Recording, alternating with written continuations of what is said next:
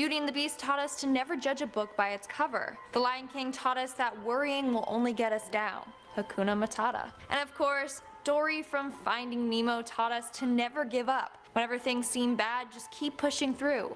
Just keep swimming. But Disney heroes aren't the only ones to teach us valuable lessons.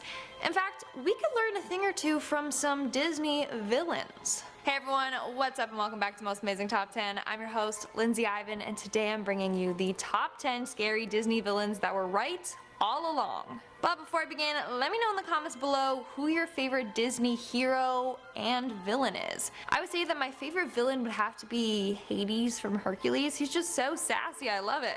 Starting off this countdown, we have Edgar. Imagine this. You are a devoted butler for a wealthy family. You spend years working for them and catering to their every needs. Then one day, you find out that the family has left their fortune to their house cats.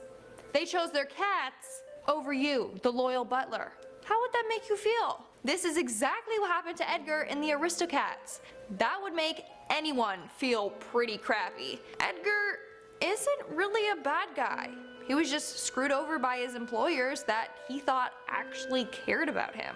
Coming in at number 9, we have Gaston. I already dread putting Gaston on this list. He's just such a slimy, egotistic dude. But he's on the list for a reason. Gaston is clearly infatuated with Belle. He will go to extreme lengths to impress her and to keep her in the town safe. So when he saw the beast that held her captive, he thought he was doing her a service by getting rid of him. And I mean, he's not the first person to judge a book by its cover. Belle and her papa both were terrified of the beast when they first saw him. They both thought that he was a killer monster, and Gaston thought the same thing. Then he went to the castle to try and save an innocent soul. I mean, it's not right what he did, but in a way he kinda had good intentions. I don't know, it's a really tricky one. In our 8th spot, we have Mr. Waternoose. So clearly kidnapping is very wrong, and Mr. Waternoose from Monsters Inc. deserved to be arrested. But he was just doing his job. He was trying to keep the monster world safe from the human world. After all, they believed that monsters could easily be killed by a single child's touch. So his evil plan was just a way for him to keep himself and the entire monster world safe. Waternoose was looking at the big picture. It was one kid versus an entire monster population. One life versus millions.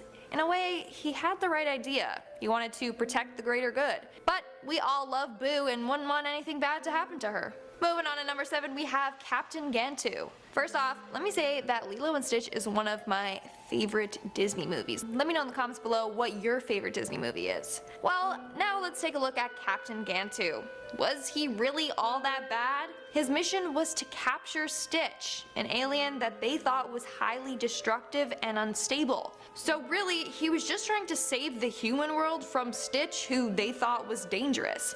In fact, he was just doing his job. He was told by the Galactic Grand Council to recapture Stitch. He was just doing as he was told, and then he got labeled as a villain for it.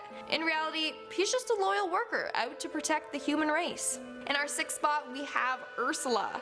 In The Little Mermaid, Ursula is made out to be this big evil sea witch. I think it's because her appearance just makes her so terrifying. But in the end, she technically didn't do anything wrong. So in the movie, it was Ariel who decided to go to a sea witch for help. Then she willingly signed the contract. Ariel fully knew the consequences of signing this contract.